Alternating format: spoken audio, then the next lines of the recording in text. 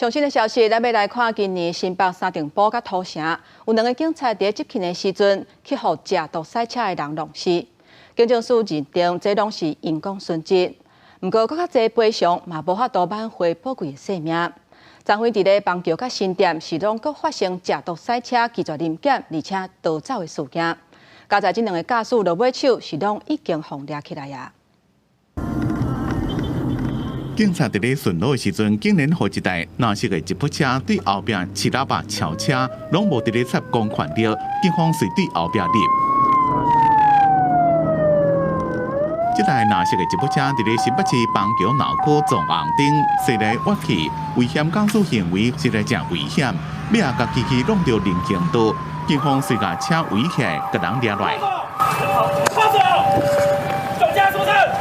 因是啉酒开车，是食毒开车。警方伫咧车内查扣电子烟的主机甲分弹，初步检测是毒品依托米酯，伫信号以上发办。另外，交通违规的部分罚单开16张。江南的交通违规行为依违反道路交通管理处罚条例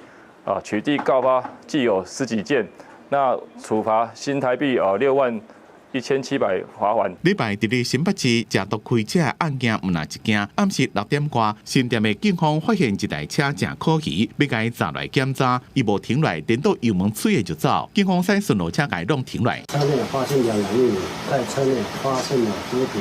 海洛因、安非他命及依托米酯的细器，经电脑查询，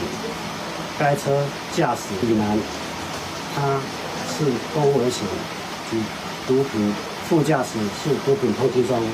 乘客虚拟毒品案、群案经侦讯后移送台北地检署侦办。3个毒贩拢被现场抓到，警方以毒品罪嫌扩大侦办，追查毒品的来源。验过警方每一遍出勤查检，就敢若是伫咧搏性命，而且第一线人员无及时查入食毒开车的工具，这个问题也阁无法度解决。记者综合报道。